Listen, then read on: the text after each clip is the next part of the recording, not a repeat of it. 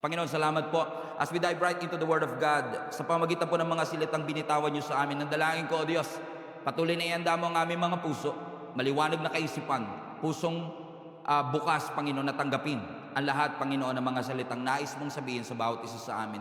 We honor you and we love you, God. In Jesus' mighty name we pray. Everybody shout, Amen.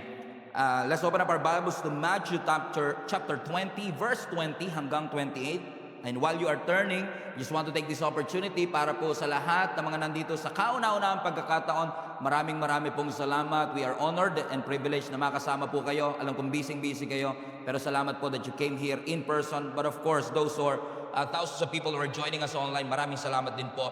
Alam kong you are literally from all over the globe.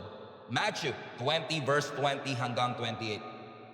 Then the mother of Zebedee's son came to Jesus with her sons kneeling down, asking for a favor. What is it that you want? Jesus asked. And she said, grant that one of these two sons of mine may sit at your right and the other at your left in your kingdom. You don't know what you're asking, Jesus said to them. Can you drink the cup I am going to drink? They said, we can. And Jesus said to them, you will indeed drink from my cup, but to sit at my right or to my left is not for me to grant. These places belong to those for whom they have been prepared by my Father. And when the 10 heard about this, they were indignant. Nagalit sila, yung ibang disciples, doon sa dalawang disciples, kay James and John. And Jesus called them, verse 25, together. Lahat ng mga disciples, na nasabi ng Panginoon sa kanila, you know that the rulers of the Gentiles lord it over them, and their high officials exercise authority over them. Verse 26, not so with you. Instead, whoever wants to become great among you must be your servant, and whoever wants to be first must be a slave. Just as the Son of Man, Jesus Christ, did not come to be served, but to serve and to give His life as a ransom for many. Pinamagatan ko po ang huling installment ng ating series, Kingdom Lens, Kingdom Greatness. That is the title of my message today, Kingdom Greatness. In this series, mga kapatid, paulit-ulit pong ipinapaalala ng Panginoon sa atin na anumang oras, talento, resources, maging lakas na meron tayo, ay kailangan po nating i-invest para mai-advance ang kaharian ng ating Panginoon. Agree po ba kayo doon? Ibig sabihin, kung ang ating oras, ang ating talino, enerhiya, resources, ay dapat nating i-invest para sa kaharian ng ating Panginoon, dapat pala lahat po ng mga decision natin are filtered through the lens of eternity. Ibig sabihin, bawat desisyon, lagi nating pinapaalala sa ating mga sarili na lahat ng aking desisyon ay mayroong eternal impact. Lalo na po sa ating kultura ngayon na maraming tao ang naghahanap ng position of influence. Malapit na ang eleksyon kaya marami ang naghahangad ng kapangyarihan. Marami ang naghahangad ng recognition. Sa ating kultura, ituturo sa iyo, chase your success. Ang ituturo sa atin ng ating kultura, seek and chase for comfort. Chase for recognition. Chase for validation. But through this verse and through this passage, ni-redefine ng ating Panginoong Yesus ang tunay na definisyon ng success. Paano nga ba natin masasabi na talagang successful ang ating buhay? Base ba ito sa dami ng meron tayo? Base ba ito sa recognition and validation ng ibang tao? Base ba ito sa ating position of influence, comfort, power, or recognition? Lalo na ngayon sa social media na sineselebrate natin kung sino mas maraming follower, kung sino yung mas maraming likes, kung ano mga videos or photos or posts na nagba-viral, mga sensational moments ng ating buhay. Kaya nga naniniwala ko ang pinakamatinding pwede nating katakutan ay hindi lang yung pagbagsak. Alam kong takot tayong bumagsak, pero ang mas nakakatakot yung nag-succeed ka sa mga bagay na wala naman talagang halaga. Kasi ang tunay na definition ng success is not about what you have, but actually what you give away. Kaya nga minsan mas gusto kong magsalita sa mga funeral service. Alam niyo po kung bakit? Kasi minsan sa mga birthday parties, sa mga celebration ng Christmas, dahil lahat ng tao masaya, nakakalimutan nila eternity. Akala nila hanggang dito lang ang buhay. Pero pag nasa funeral service, kahit bisita, aware sa eternity. Nare-realize nila, oo nga, kahit sino pwedeng mamatay. Kahit pala 16 na taon, pwedeng mamatay. kahit pala 20 taon pwedeng mamatay. Ibig sabihin, through this passage, ipinapaalala ng Panginoon sa atin na yung greatness ay nanggagaling sa kaharian ng ating Panginoon. So let's look at the chapter. Ang sabi ng verse 20, ito daw pong anak ni Zebedee, si James and John, ay inilapit ng kanilang nanay, historically ang pangalan niya si Salome. Itong si Salome na nanay nila, inilapit daw po nila ang kanilang anak sa harapan ng ating Panginoon para humingi ng isang pabor. Everybody say favor. Ano yung favor na yon? Ang favor, ang sabi niya kay Jesus Christ, Lord, sa iyong kaharian, pwede po bang yung 2 anak ko, ilagay niyo po sa inyong kanang kamay, at ang isa naman po ay sa kaliwang kamay. It is a symbolism of a position of power.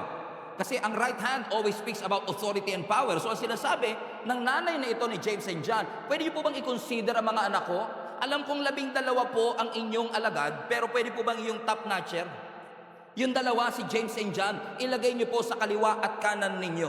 Sa request pa lang makikita na natin na merong misunderstanding patungkol sa nature ng kaharian ng Diyos.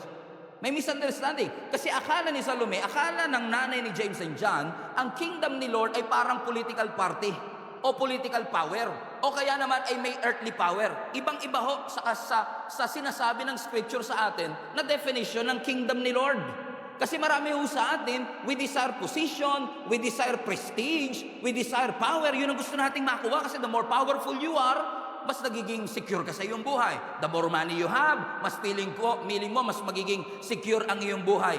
They thought, or she thought, that the kingdom of God is all about social power. It's all about political power. But no, the kingdom of God is all about sacrifice.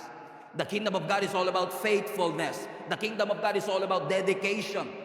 Kaya nung lumapit itong babaeng ito, yung nanay ni James and John, ang sabi ni Jesus Christ, anong gusto mo? Ay gusto ko lang po yung mga anak ko ay mailagay po ninyo sa kanang kamay at sa kaliwang kamay. Tignan niyo ang sagot ng ating Panginoon. Verse 22. Sabi ni Jesus Christ, you don't know what you're asking. Highlight that part. Sabi ni Jesus Christ, kung naghahangad ka ng isang position, by the way, ma'am, hindi mo alam kung ano yung hinihingi mo. You don't know what you're asking.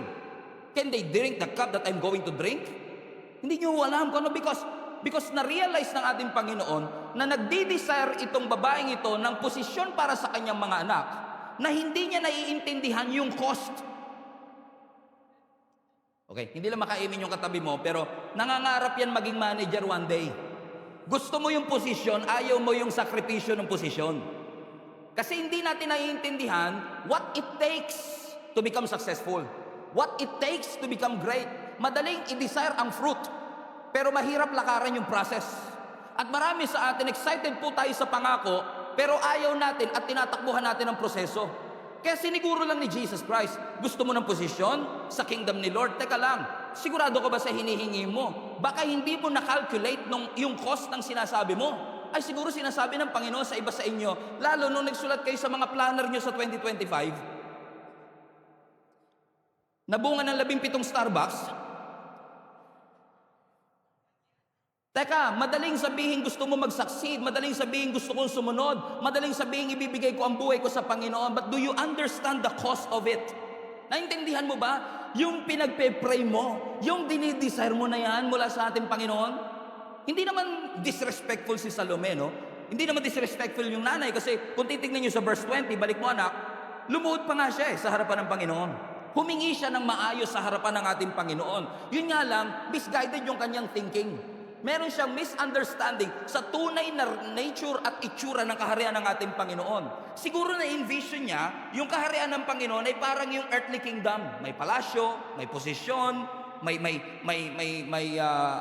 order of power, may authority and all of that, na ang posisyon katulad sa mundo is earned by your status. Mas mayaman ka, mas kilala ka, mas mayaman ka, mas may impluensya ka. Kaya sabi niya, Lord, pwede bang ilagay mo sa posisyon para kung sakasakali hanggang 5 lang yung tanggapin sa langit, sure na yung 2. Kasi may top 2 na ako eh.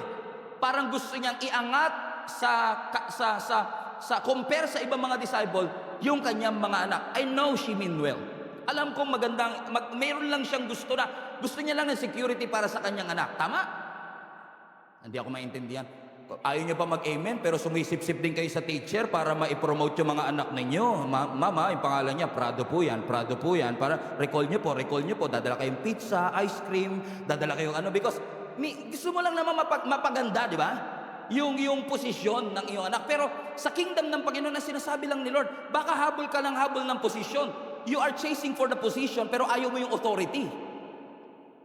Magkaiba yon. Ang ino-offer ng kingdom ng Lord, hindi lang posisyon. Ang ino-offer ng kingdom ng Lord, authority. As a Christian, we should not chase to make an impression. We should desire to make an impact. Not to make money, but to make an impact. Kasi yung impact, yun yung bagay na kahit mawala na tayo, mamatay na tayo, nandun pa rin yung impact ng bagay na ginawa natin o ng pagsunod natin. So instead of chasing for fame, desire for God's authority. Amen? Lalo na yung katabi mo, sikat na sikat to. Alam niyo ba na ang fame is actually depends on public opinion. At kung depende ang fame sa public opinion, it can fade immediately. Pwede siyang mawala immediately. Kumbaga para mawala ang kasikatan, tatanggalin lang sa iyo yung spotlight. Ang tawag na natin yan, laos ka na. Ibig sabihin, may sineselebrate ang mundo ngayon na hindi na nila ise-celebrate 10 years later. So ibig sabihin, sa history natin, ang history natin ay punong-puno ng mga sikat noon na wala ng influence ngayon. Because fame fades. Ang kasikatan ay pwedeng lumabo, pwedeng mag-fade. Ano ang hahabulin? Fame? No. Sabi ni Lord, greatness. Because fame fades, but greatness is multiplied. Amen? Greatness is multiplied. It's not built on what is popular. Greatness is built on what is eternal. Ang habol ng greatness, impact, hindi fame. Yung nga lang, ang greatness, by definition of God's kingdom, is tied up to your obedience. Kasal yan sa iyong dedikasyon. Kasal yan sa iyong commitment, sa iyong service. Okay, hindi nyo comment. Pasinin po ninyo, hindi lahat ng sikat, dakila. Hindi lahat ng sikat, mahusay. Amen? Pero hindi rin lahat ng mahusay, sikat. Right? Most of that is one way or another. So sometimes we have to choose. Okay? You cannot relate? Okay. What do you want? Do you want to be a famous dad or a great dad? Do you want to be a famous teacher or a great teacher? Do you want to be a famous architect or a great architect? It's a choice that we make. Kasi ang ibibigay sa iyo ng mundong ito is chase this success. Dito ang very definition ng success. Pero tignan niyo po ang mga biblical heroes natin. Si Abraham, si Moses, even Mary, na naging mother of Jesus Christ. They were not great because of their popularity. They were great because of their obedience. Nung nagpakita si Angel Gabriel kay Mary, ano sabi ni Mary? Be it unto me according to your word. Sa Tagalog, mangyari sa akin ang sinabi mo. Ibig sabihin, kahit na parang hindi ko maintindihan ngayon, in my logical sense, parang hindi ko kaya, pero kung ano man ang sinabi ng Panginoon, gagawin ko. Susundin ko ang sinasabi ng ating Panginoon. So ibig sabihin, ang kaharian ng Panginoon ay hindi lang talaga binuksan ng Diyos para sa mga karapat-dapat. In fact, binuksan ng Lord ang kanyang kaharian doon sa mga tao na nakaka-realize na hindi talaga tayo karapat-dapat in the first place sa kaharian ng ating Panginoon. Amen po ba mga kapatid? So when Jesus came here on earth, hindi po siya pumunta rito para mag-establish ng iba pang relihiyon. Marami nang relihiyon. Pumunta ang ating Panginoong Hesus to re-establish or to establish rather His kingdom. Anong klaseng kingdom ito? Based on the prophecy of Daniel chapter 2 verse 44, this is what the kingdom of God looks like. Daniel 2:44. In the days of those kings, the God of heaven will set up a kingdom. Everybody say kingdom. Marami sa atin dahil wala tayong alam sa kingdom, kaya kingdom. Amen? Ano sabi ng scripture? In the days of those king, sa panahon ng mga nagahari ang mga earthly king, God will set up a kingdom which will never be destroyed. Hallelujah. And the kingdom will not be left for another people. It will crush and put an end to these kingdoms. Ito ang tatapos sa lahat ng earthly kingdom, the kingdom of God. But it will itself endure forever. Hallelujah. So nung dumating ang ating Panginoong Hesus, tinupad niya ang propesiya, nag-establish siya ng isang kingdom. Hindi ito basta-basta kingdom, ha? Powerful kingdom. Okay? This is the kind of kingdom na strong and able siyang i-defeat ang kanyang mga kaaway. Yun nga lang, itong kingdom na to, iba approach. Okay? Kung maalala nyo, meron tayong pinag-usapan before, upside down kingdom. Kasi ang kaharian ng Panginoon, iba sa kaharian ng tao. Sa kaharian ng mundo, pag malakas ka, ikaw ang dakila. Sa kaharian ng ating Panginoong Yesus, the weakest is the greatest. Sabi nyo nga sa katabi nyo, baliktad. Amen? Lagay nyo sa comment section, baliktad.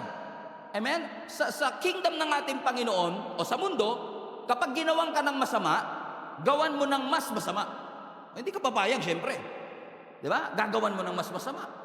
Pero sa kingdom ng Panginoon, ang tinuturo niya, if somebody did evil to you, respond to evil with how? Forgiveness and love. Aba, matindi yun. Binaboy na buhay mo, kapatawaran pa. Sinira na kinabukasan mo, mahal pa. Sabi nga ng Lord love your enemy. Kaya madali lang talagang maging Kristiyano kung wala yung utos na yun. Madali lang Kaso sinabi ng Lord, love your enemy Amen. Baka nga meron dyan, magkaaway pa kayo ngayon. Bati na kayo. Love your enemy. Nag-away kayo kasi ang bagal niya. Nag-away kayo kasi hindi niya, okay? Everybody say, love your enemy. Bakit upside down yung kaharian ng Panginoon? Sabi pa ng ating Panginoon, yung mga kaaway nyo, kung hindi nyo kayang mahalin, ipag-pray ninyo. Aba, tindi nun. Pastor, pinagpipray ko to araw-araw.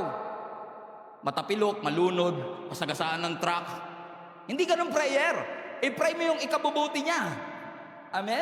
Sabi pa ng scripture, yung mga kaaway mo, pakainin mo. Yung mga kaaway mo, bigyan mo ng inumin. Ang hirap nun. Kasi nga, upside down Sa mundo, ang sasabihin, you must hate your enemy. Sa kingdom ni Lord, you must love your enemy. Sa kingdom ng Panginoon, iba. Gusto mong mapuno, you have to be empty first. Do you want to be exalted? You have to be humble first. Do you want to rule? You have to serve first. Upside down kingdom. Sa mundo, para masabing mayaman ka at abundant ka, it is measured by how much you own. Pero sa kingdom ni Lord, abundance is measured by how much you give away. Gaano karami binigay mo, hindi gaano karaming meron ka. Kaya ayaw ng iba Gusto natin yung brand ng Kingdom of God. Gusto natin na magkaroon ng perspective ng Kingdom of God. Kaya sabi ng Panginoon, sure ba kayo? Do you really understand what you are asking to the Lord? Teka lang, sa kingdom ni Lord hindi ka pinaglilingkuran. Sa kingdom ng Lord, ikaw ang maglilingkod sa Diyos. Ikaw ang maglilingkod sa tao. Amen? Minsan kitang-kita talaga sa atin, Minsan merong yung spirit of entitlement talagang pumapasok. Pagpunta sa church, hindi nila kinanta yung favorite song ko. Hindi nila ako pinaupoy sa favorite kong upuan. Di ba? Parang hindi ko naramdaman yung presensya ng Panginoon sa praise and worship. Well, reminder lang, hindi naglilingkod ang bawat naglilingkod para iserve ang feelings natin. Okay? Kasi in most cases, hindi mo naramdaman, pero naramdaman ang katabi mo. Di ba? So, kaya iba talaga mag-operate ang kaharian ng ating Panginoon. Do you understand? Kaya sabi ng Panginoon, do you want to be filled? You have to be empty first. And sometimes when the kingdom of God teaches us something, the way to miracle, the way to breakthrough, the way to success, iba Naalala niyo sa scripture, si Peter. Amen? Sabi ni Jesus sa kanya, come to me to walk on water. Just think about it. Walk on water. Ang tubig nilalango yan, hindi nilalakaran. It sounds stupid at first na sinabi ng Lord, come. But He did it anyway. And He experienced one of the greatest miracle na hanggang ngayon pinag-uusapan natin. Yung mga Israelites, nung pagdating nila sa Promised Land, nung nandun po sila sa city of Jericho, ang sabi ng Panginoon sa kanila, circle Jericho. Ikutan nyo yung syudad ng Jericho. So ibig sabihin, the military strategy is off the table? You want us to circle Jericho? Ano ma-accomplish niyan pag inikutan namin siya? Wala kaming espada, wala kaming armor. Mamamagalan po ang paa namin. But after 7 days, the Jericho walls fell down. Sina Aman, pinalubog sa Jordan River, one of the dirtiest river in ancient history. Pero ang sakit niya, skin disease. It doesn't make sense. Bakit ka lulubog sa isang maruming ilog para gamutin ang iyong skin disease? Come on now. But why is it that these people receive a miracle? Naalala po niyo yung widow sa 1 Kings. Walang-wala siya. Sabi niya, wala po akong kahit ano. Meron lang po ako konting oil, konting mantika. Sabi ng Panginoon, manghiram ka ng mga jar. Ibuhos mo yung konti sa maraming jar. It doesn't make sense, right? At kapag titignan natin ngayon, dahil alam natin ang storya, kabisado natin kung paano nangyari yung kay Peter, yung sa Jericho Wall, yung sa widow na ito, sabi ng, wow, grabe, no? Umiikot sila sa Jericho Wall, napaka-strategic nila. Sa kanilang panahon, kung ikaw yung umiikot, hindi strategic tawag dun. They are just being obedient to God. And because of their obedience, they have experienced firsthand the greatness of our God. Kaya sabi ng Panginoon, balik mo sa verse 22, anak, you don't know what you're asking. You don't know what you're asking. Jesus said to them, now notice, can you drink the cup I'm going to drink? Highlight that part. So hindi mo alam ang yung tinatanong, kaya mo bang inumin yung cup na iyong hinihingi? And that cup actually symbolizes sacrifice. In essence, sinasabi ni Jesus Christ, sure ka ba? You want to sit on the right or the left ng mga anak mo? Teka lang, alam mo ba yung iyong sinasabi? Kaya mo bang tiisin ang sacrifice? Kaya mo bang tiisin ang suffering? Kasi naghahanap ka ng posisyon. Teka lang, remind ko lang kayo. Ang kingdom ng Lord is not about your position in the kingdom, but about your posture in the kingdom. Hindi yung posisyon ng katawan, kundi yung posisyon ng kaisipan. Yung posture ng isip natin na even though I know I will experience trials and difficulties, by the grace of God, I know I will get through. How many among you are here January 2024? The first Sunday of the year, I preached on this subject. Nanginginig pa, natatakot pa. My first topic in 2024, you can go back to that YouTube, storms and shipwrecks. Remember that preaching? How many among you are here nung narinig niyo yung preaching na yan? Diba? Halos ayoko siya i-preach. Alam niyo kung bakit? Kasi ang sinasabi ng Lord sa atin, maraming hopeful sa 2024. Ang 2024 is going to be my best year yet. Hold on. You don't know what you're asking. Can you drink the cup? Kasi akala natin 2024 is going to be a year of breakthrough, a year of miracle, and it does for some people. But generally in our community, ang sabi ng Panginoon sa atin, nanginginig pa akong sinabi sa inyo, 2024, you are going to experience a lot of storms and shipwrecks. How many among you have experienced storms and shipwrecks in 2024? Taas kamay. Kaya sabi ng Panginoon, can you drink the cup? Madaling sumunod. Madaling sabihin sumusunod tayo. But can you drink the cup? Can you really see the sacrifice of it? 2024 is going to be a year of storms and shipwrecks. Nung nagpe-pray ako sa Panginoon noong October, sabi ko, Lord, anong word mo sa amin sa 2025? Sabi ko, alam nyo, gumaan ang pakiramdam ko. Ang sabi sa atin ng Panginoon, 2025 is going to be a year of more. Hindi more shipwrecks, hindi more storms, but God is going to bring more things. God is going to open more opportunity, more doors in our life by the grace of God. Finally, sabi ko, finally, and I believe it has something to do with the 50th anniversary of JIA Worldwide, because 50th anniversary is a Jubilee year. And Jubilee year speaks of freedom. It speaks of deliverance. It speaks of provision. And I just realized that when I was praying, we are actually being prepared by the Lord for 2025, because 2025 is going to be a year of more. Sino sa inyo ang gusto ng more? Amen. But it's one thing to desire that, and it's another thing to position yourself to receive that. And it's our job as a church, trabaho namin mga pastors, to make sure that the church is being positioned to receive that. Amen. To experience what God has called us to experience, what God has prophesied for each and every one to experience. Bakit? Kingdom of God is all about posture. Hindi yung posisyon natin. Unfortunately, especially in our generation nowadays, we are trying to project a success that we don't possess. Are you with me? Think about it. Many of us are trying to project a kind of success that you don't possess.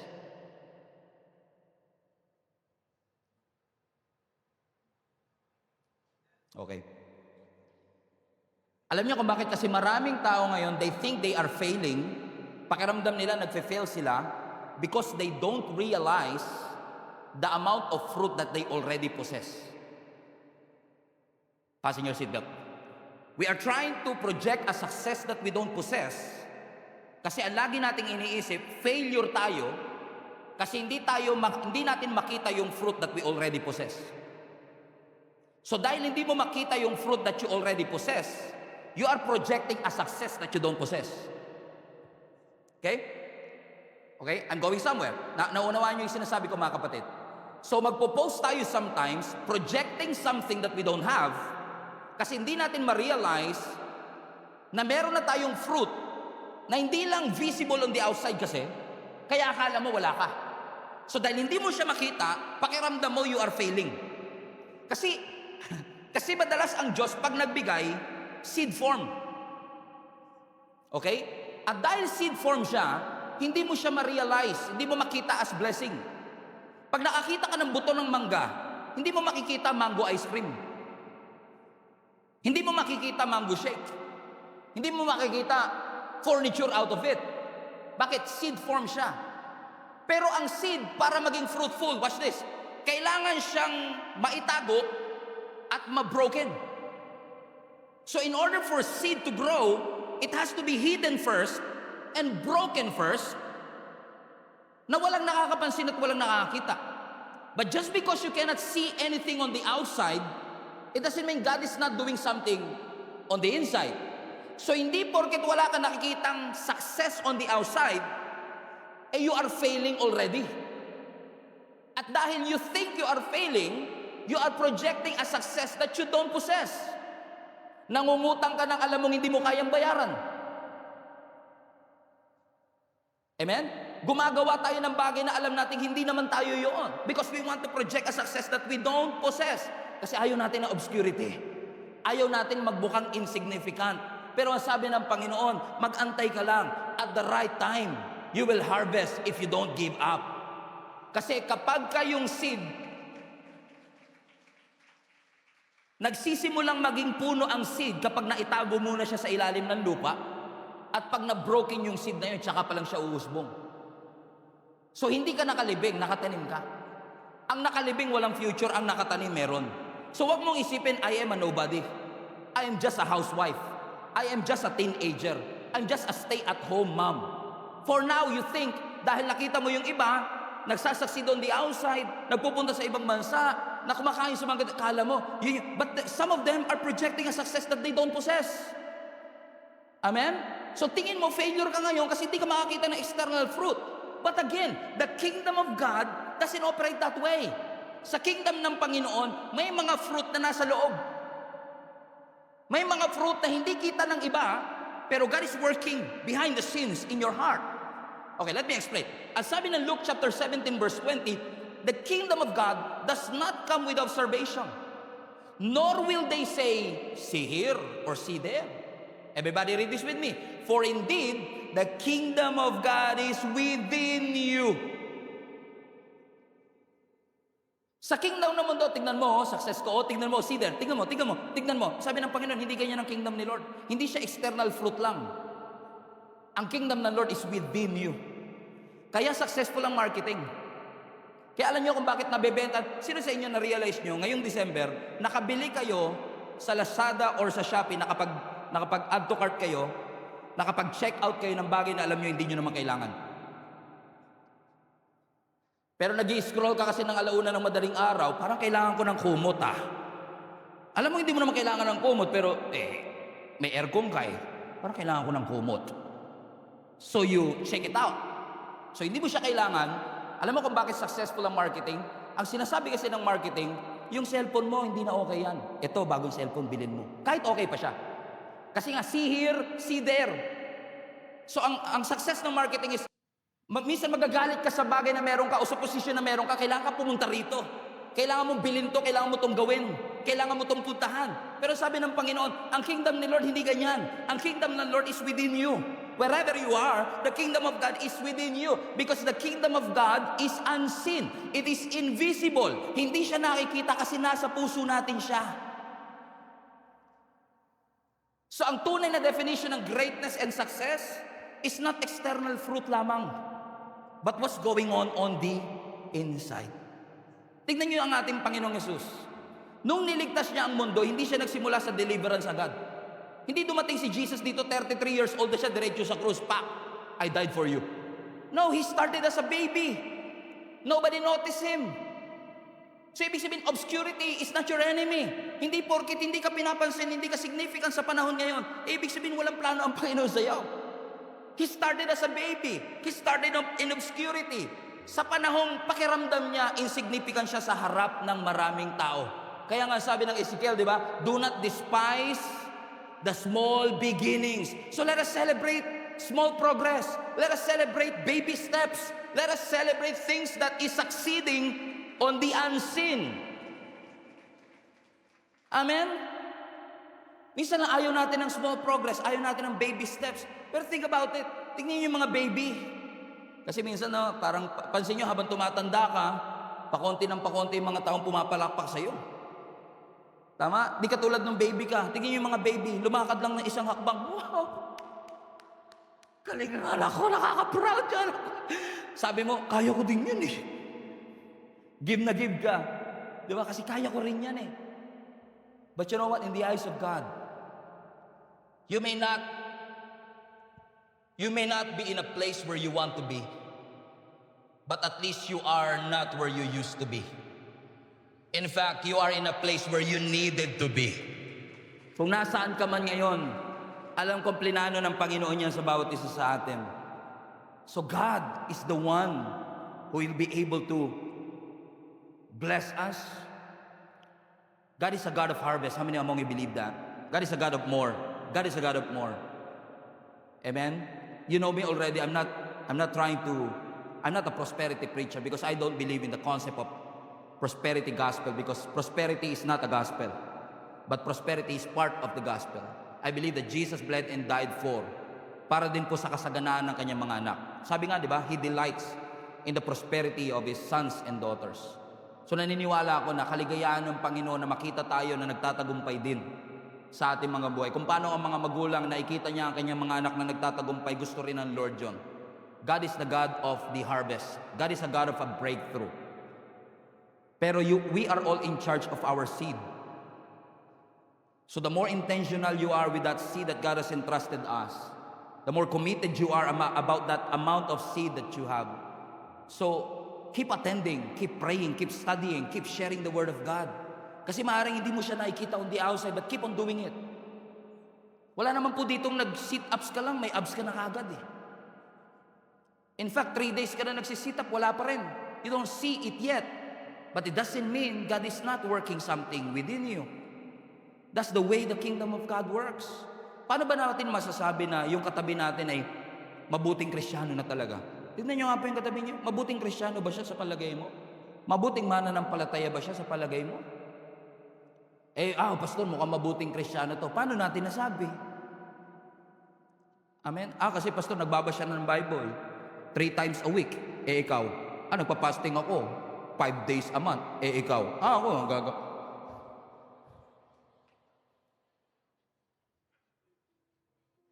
sabihin nila, mabuting Kristiyano yan kasi nakakapag-recite yan ng 50 memory verse. Now, with that kind of standard, ang mga Pharisees, mabuting Kristiyano din dapat. Because they can quote the whole Pentateuch to you. Right? So, hindi yun ang basihan. Hindi siya sa dami ng alam mong verse, kundi sa dami ng na-apply mo na verse. Amen? Kasi minsan, may mga certain standard tayo sa kultura na yun ang definition natin ng success. Like, if you are still single at the age of 30, you are not successful. With that kind of standard, this is Jesus' failure. He died as a single at 33 years old. So we cannot apply the concept and the principles or ano ang tinitignan ng mundong itong successful para masabing successful. Kaya sabi ng Scripture, stop chasing all those things and seek the kingdom of God and His righteousness, and all of these things that you are chasing will be added unto you. Amen. And don't think for a moment na magkaroon tayo ng holier than thou attitude kasi mas marami kang verse. Ako 5 verses a day, ikaw 3 verses a day, ikaw nakapag-pray ako 3 hours a day, ikaw ako 2.5 days. Hindi ka malapit ako kay Lord compare sa'yo. Kasi ako nabasa ko yung Bible 2 times in 1 year. Successful ako. Baka mahilig ka lang magbasa. Eh yung iba, hindi mahilig magbasa, pero consistently, every day, tinitrain nila ang kanilang sarili to do it. So I think that is more successful. No? Hindi mo lang nabasa, kundi nangyari nakita sa buhay mo. Nangyari at nagkaroon ng impact sa iyong buhay. Kaya sabi ng Panginoon, whatever it is that you've been praying for, ano man ang goal mo sa panahong ito sa 2025, maybe you don't know what you are asking for. Sabi ni Jesus Christ sa verse 22, you don't know what you're asking. Can you drink the cup I'm going to drink? Tignan niyo yung sagot ni James and John. Ano sagot nila? Highlight this part. We can. Kung di kaya ng 10, kaya po namin siya. And that statement, we can. Sabi ng Lord, di ba, binalaan sila, baka hindi nyo alam ang cost. Hindi, kaya po namin. Alam niyo nangyari kay James? He died as a martyr. Si John, he was being banished in the island of Patmos. Dumaan talaga sila sa extreme suffering kasi pinurso nila yung kingdom. Na nung time na yan, ang sabi ng scripture, sure ba kayo? Baka hindi kayo sigurado sa inyong commitment. Sure po kami, kaya namin. And they've suffered. They've been tortured. And they died as a martyr for their faith. So sabi ng Panginoon sa kanila, verse 23, you will indeed drink from my cup, but to sit at my right or left is not for me to grant. These places belong to those for whom they have been prepared by my Father. Nung narinig ng 10 disciple ito, verse 24, they were indignant with the 2 brothers. So Jesus called them together because Jesus' kind of leadership is unifying. Sabi niya, you know, the rulers of the Gentiles lord it over them, and their high officials exercise authority over them. Pero hindi ganun sa inyo. Hindi kayo dapat nang mamata. Hindi binigay sa inyo yung tao para i-control, para gawin kayong mini-God, o kayo ang parang master nila, inalipin nyo sila. Na hindi ganyan na sa inyo. Sabi ng verse 26, instead, whoever wants to be great among you must be your servant. And whoever wants to be first must be a slave. Why? Because just as the Son of Man did not come to be served, but to serve. Jesus Christ came and gave His life as a ransom for each and every one of us. Amen? So with that in mind, I believe that the future of our family, the future of our church, even the future of our country is in the hands of God. And it's okay to trust, it's okay to support, pero wag tayong masyadong bilib na kandidato sa politika ang makakapagpabago talaga ng ating bansa. Gagamitin sila ng Diyos, pero hindi lang politiko ang gagamitin ng Diyos para sa tunay na pagbabago. Hindi politiko ang tunay na makakapagpabago ng ating bansa. Huwag nating ipagkatiwala sa mga politiko ang future ng ating bansa. Iglagak po natin yan sa kamay ng ating Panginoon. Amen? At ipanalangin natin na anumang mangyayari sa atin sa 2025, hawakan tayo ng ating Panginoon. I was writing this, pagpasok ng December, I was writing ano yung mga goals ko sa 2025, and I was writing about the goals that I have. I have at least 4 major goals for 2025. I'm planning to add 1 more. 3 dito hindi ko na-achieve sa 2024. Goal ko na siya before, pero hindi ko siya nagawa noong 2024. Alam ko lahat tayo may goals. Pero alam nyo, nung nagpe-pray ako, sabi ko, Lord, yung goals na to maaaring parang self-serving para sa sarili ko.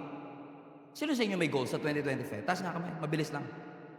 Ano mga goals ninyo? Like, maaaring may goal kay mamaya. Mamaya, kukumbinsihin ko yung kasama ko, ilibre niya ako sa McDo. Or dito kami kakain, or ito ang kakainin namin. Dito kami pupunta, and uuwi kami ng probinsya and everything. We all have goals. Pero marami sa ating goals ay hindi important goals. Maraming goals tayo, shallow goals. It's all boiled down to money, popularity. Laging nakasentro sa anong gusto nating matanggap. Because we live in a culture that doesn't consider successful yung mga taong walang pera. Yung mga taong walang influence sa society. But the moment that we understand ang tunay na definition ng success and greatness, sigurado ko yung goal na sinulat mo magbabago. Because it changes my goals. Nung naintindihan ko lalo yung definition ng Lord ng success, Nagbago pati yung goals ko in life. Kasi kapag hindi mo naiintindihan ang definition ng success, you will never have a good goal in your life. Amen? All of these goals are something that probably money can buy, your education can do, connections will do. But the Word of God is clearly saying to us, it's not about your position, whether you are a manager or an employee. It's all about the posture of your heart. Kamusta ang puso mo pagdating sa harapan ng ating Panginoon? Because the kingdom of God is that thing that is within you.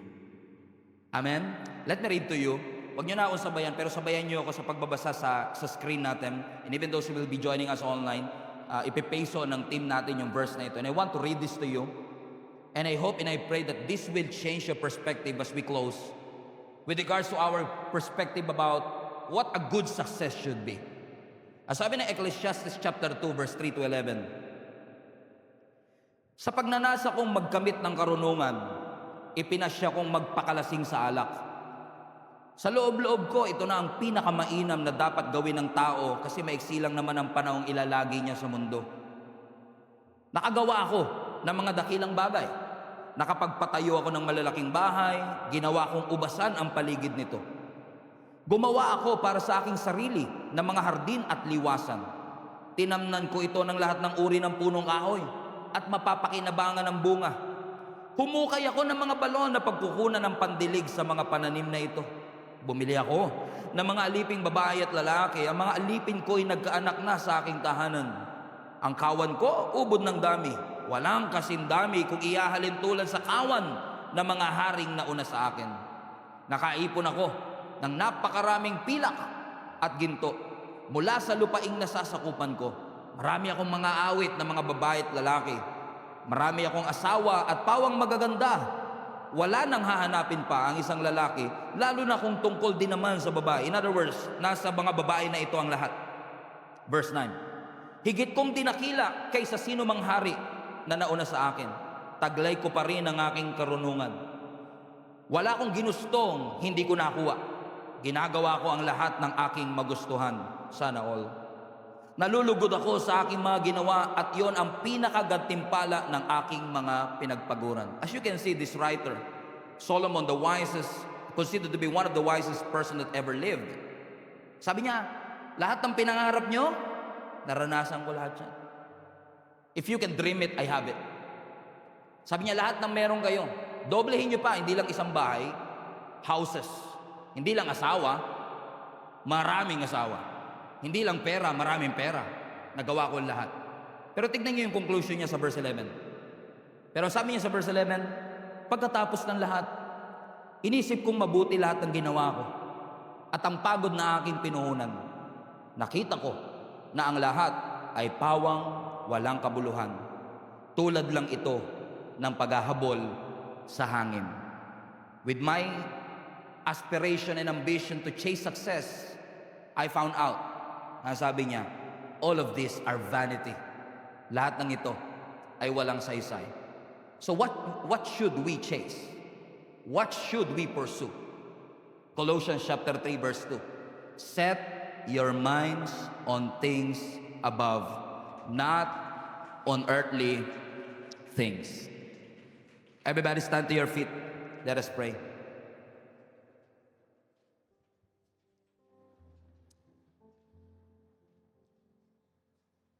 Lord, there's always a temptation, especially in this kind of season,